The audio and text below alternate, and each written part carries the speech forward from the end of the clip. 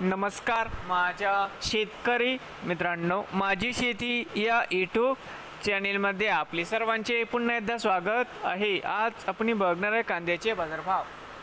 महाराष्ट्र राज्यातील कृषी उत्पन्न बाजार समिती अहिल्यानगर जिल्ह्यातील राहता या बाजार समितीचे आजचे दुपार नंतरचे कांदा बाजारभाव म्हणजे दिनांक 6 जुलै 2025। सर्व शेतकऱ्यांनी हा व्हिडिओ संपूर्णपणे बघा, कुठे स्किप करता।